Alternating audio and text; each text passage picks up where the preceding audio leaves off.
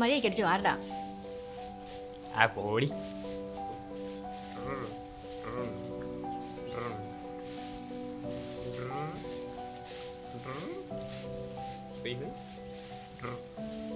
നീ ചൂലും കൊണ്ട് ക്രിക്കറ്റ് കളിക്കാതെ അടിച്ചേടാ.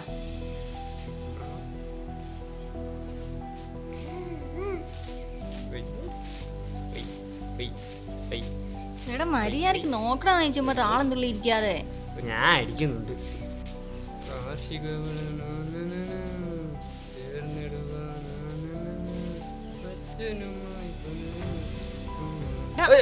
വേണ്ട. വെള്ളം വെള്ളം കുടി വെള്ളം.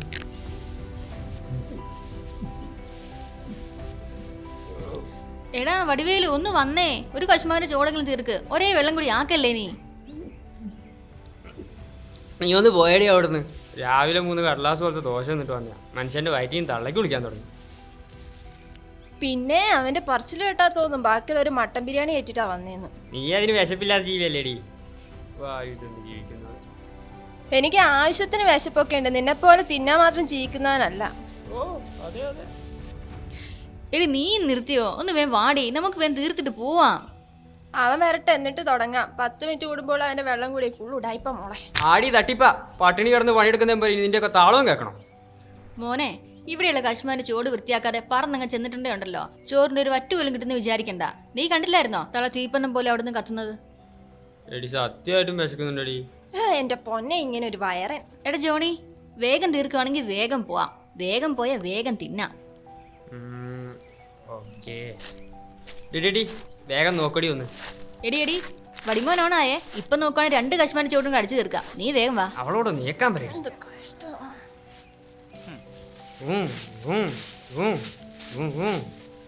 എടി തീറ്റക്കാരി പറഞ്ഞപ്പോ അവൻ ഓണായി കേട്ടോ. ഇവനെന്നാ കരിയിലെന്നെ തല്ലിക്കൊല്ലുവാണോ?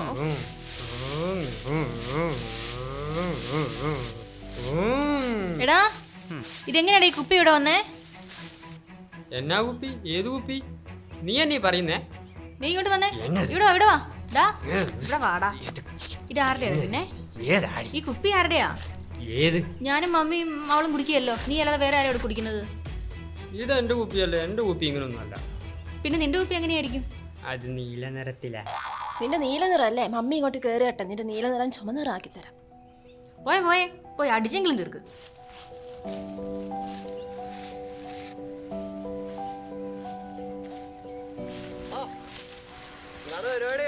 അടിച്ചു വരുവാ.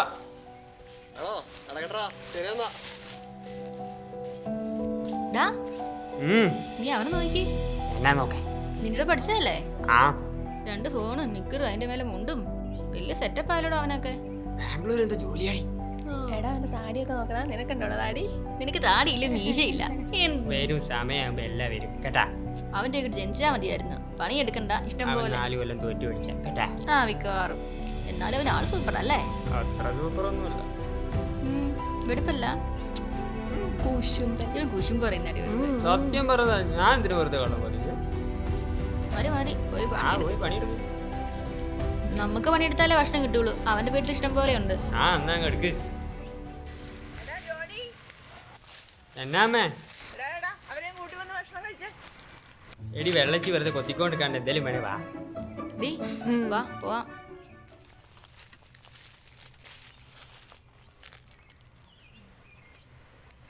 അമ്മ ആദ്യം ഇങ്ങോട്ടിടമ്മേ.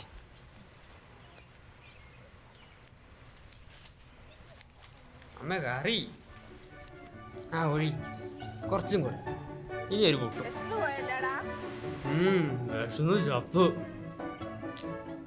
എന്റെ പോനെ ഇറക്കിയിട്ട് പറഞ്ഞാ മതി, അല്ലെ പുട്ട് തൊണ്ടക്കുറിഞ്ഞ് ചത്തുവോ?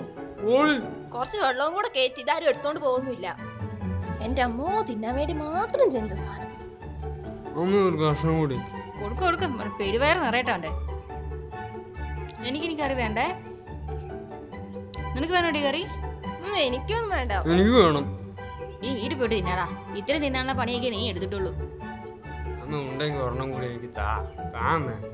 എല്ലാം കൂടി അവന്റെ പാത്രത്തിലോട്ട് കമത്ത് അങ്ങ് തിന്നട്ടെ.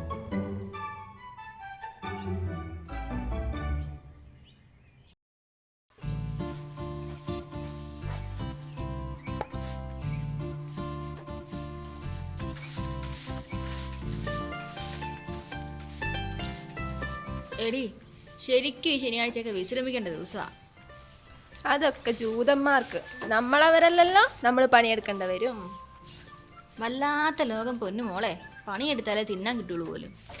ഓ എൻ്റെ പൊന്നു വിറകെ കയറി കിടക്കങ്ങോട്ട്. രാവിലെ കശുമാവിൻ്റെ ചോട്, ഉച്ചയ്ക്ക് വിറക് വര, ഇനി വൈകുന്നേരം എൻ്റെ കോടാലിയാണാവോ.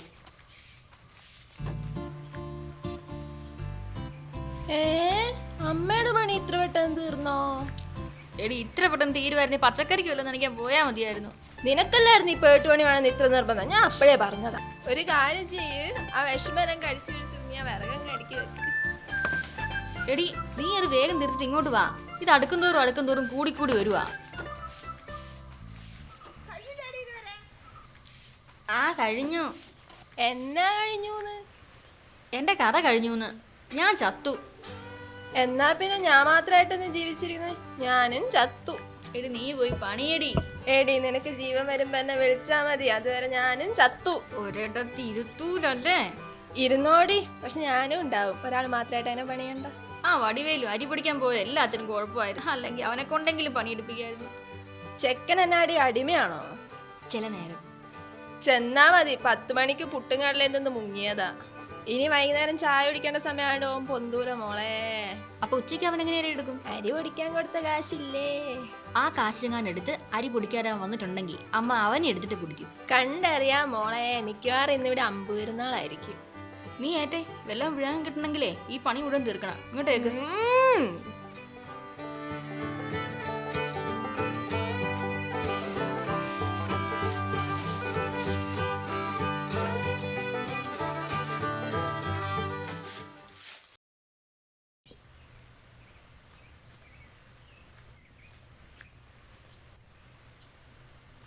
ഞാൻ പറഞ്ഞില്ലേ അമ്മ മുങ്ങിയതാന്ന്. 5 കിലോ അരി പൊടിക്കാൻ 5 മണിക്കൂറോ? അവനെന്നെ അരി കൊയ്തെടുത്തിട്ടാണോ പൊടിക്കാൻ കൊടുക്കുന്നത്? ആരും അത്ര നല്ലതൊന്നുമല്ല. അതെന്താ അമ്മ ഒരു കൊള്ളിച്ചൊരു ടോക്ക്? അവന്റെ കുറ്റവും കൂടെ നമ്മൾ ചുമക്കേണ്ട ആവശ്യമുണ്ടോ? രാവിലെ തൊട്ട് പണിയെടുത്തൊക്കെ നമ്മള് കശുമാവിനടിച്ചു, വിറക് വരെ വൃത്തിയാക്കി, ബെഡ്ഷീറ്റും പുതപ്പെല്ലാം അലക്കി ഇട്ടു, മുറി മൊത്തം കഴുകി തുടച്ചു. ഇങ്ങനെ അടിമപ്പണി എടുക്കാൻ നമ്മൾ കുപ്പിന്ന് വന്ന ഭൂതങ്ങളൊന്നല്ല, മക്കളാ മക്കള്. വന്നല്ലോ വനമാല. അരിച്ചാക്ക് വണ്ടിയിലുണ്ട്, ഇനി അരി പൊടിച്ചോന്ന് അറിഞ്ഞാ മതി.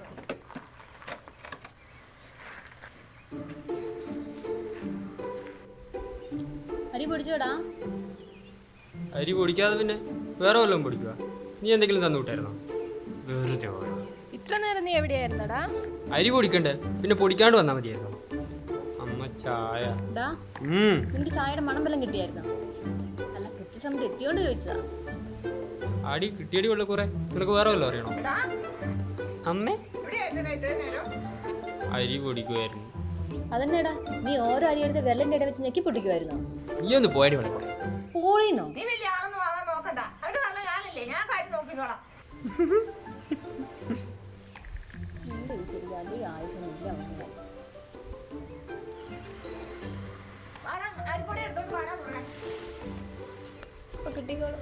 നീ പോടി അവിടെ, എൻ്റെ കാര്യം ഞാൻ നോക്കിക്കോളാം.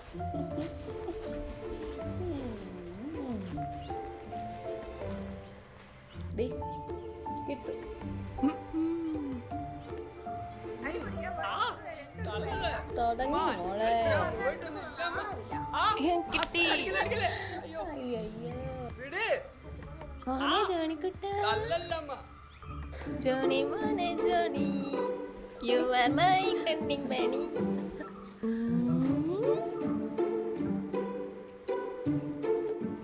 അമ്മ എന്താണ് ചക്കര നിനക്ക് തന്നെ പറയണ കിട്ടാ? എന്താണ് വഴി മോനെ, ഇന്ന് വിഷു? കൊറേ പടക്കല പഠിക്കുന്ന കേട്ടു. വിഷു അല്ലടി, തൃശ്ശൂർ പൂരായിരുന്നു മോളെ. അത് അരി പൊടിച്ചതിൻ്റെ ബാക്കി പൈസ വാങ്ങിയതാ. ഞാനല്ലേ വാങ്ങിത്തരാനുള്ളൂ.